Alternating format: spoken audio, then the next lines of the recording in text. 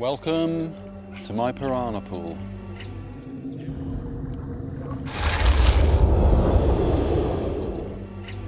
Here at a local hotel, just like my favourite Bond villain, I've filled a small swimming pool with over 100 red-bellied piranhas, and they haven't eaten for days. It's the perfect opportunity to test just how voracious these creatures are. Everybody knows about sharks being bloodthirsty killers. Just wondering if piranhas have the same kind of sensitivity to blood.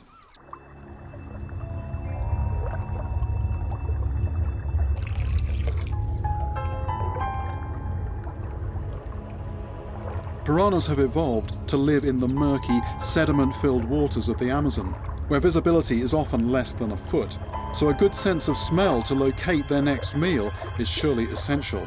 That's definitely getting a reaction. There's a number of fish have come into that cloud of blood and they're looking around. They want something to chew into, but there's nothing there at the moment. I think time to put a bit of flesh in there for them. So blood is definitely whetting their appetite. And there would have been blood in the water from those injured by the impact of the bus crash. Now, I wonder how these piranhas will react to a bloody piece of prime steak.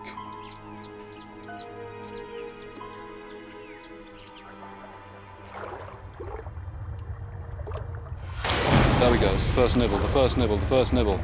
And there they are, they're all piling in. Once the first one started, there we go, they're all over it now. Piranhas react to the sound and movement of another piranha feeding, attracting them to the scene and inciting a feeding frenzy. As soon as one piranha takes a bite, it moves away, allowing a fast turnover of feeders and a rapid succession of bites. It's no wonder they are known for stripping their food to the bone in just minutes. There we go, meat definitely works. I just wonder now how they might react to something that's alive.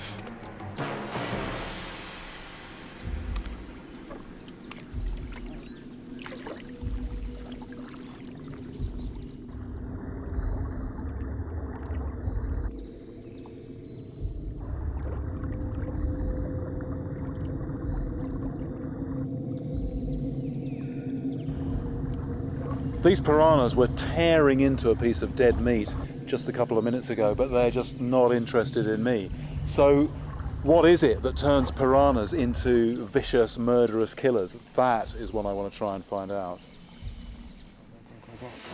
Yeah.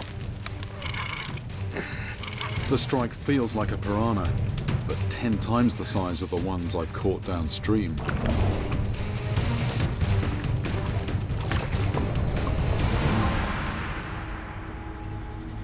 Right, that's what's been eating my bait. That's a really big black piranha. Just the size of that head. Power of those jaws. Now, a piranha this size could do some serious damage. It dwarfs the red bellies I've caught before. So could a swarm of these beasts be to blame? Luckily, they're not normally found in the concentrations that you find the small red-bellied piranhas. And the other thing is, actually, these are very rare in the main river, so I'm pretty certain that it wasn't involved in the events of that night. It's 17 long and then 19-inch girth. And at more than 6.5 pounds, this is the largest piranha I've ever caught.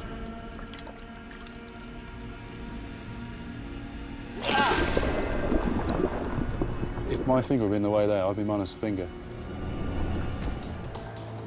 I'm conducting a test, which might give me some clues. Oh! Right, they're all coming in, they're all coming in. This is it. As soon as one gets stuck in, they're all in there.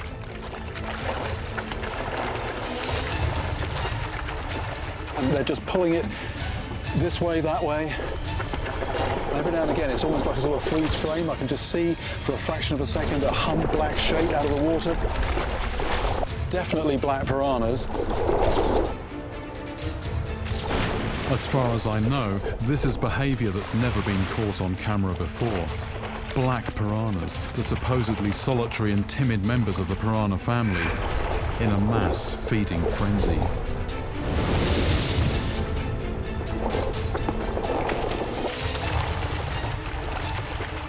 That's it. I can actually see, that was a large fish, a large fish.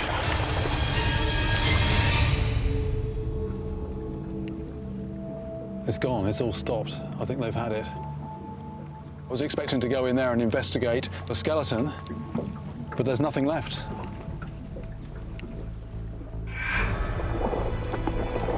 This is behaviour that goes against all that was previously believed, and it puts black piranhas in the frame for the recent attacks. If studies say they're timid and solitary fish, it's time for a rewrite. It also shows me that they have the ability to change their behaviour and become potential man-killers.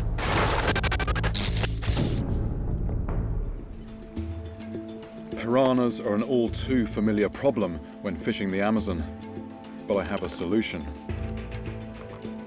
I switched to a tough plastic lure. Hopefully, I'll have more luck with this.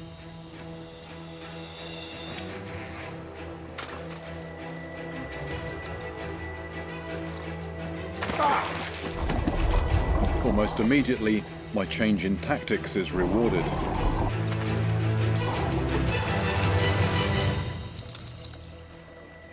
Very aggressive piranha there, taking this very noisy, large lure on the surface. It's a perfect opportunity for an experiment. Right, I'm just going to see if we can demonstrate how sharp those teeth are. This is 300-pound breaking strain Kevlar, the same material used to make bulletproof vests. Just get some in here. 8. That's impressive. Its teeth slice effortlessly through the Kevlar. But what about woven steel? Huh. It's a sobering reminder of the flesh-slicing potential of these prolific predators. On those rare occasions when piranhas do attack, it's death by 1,000 cuts. Come on. That is hard to get off. That is hard. That is hard to get off. Something remarkable happens.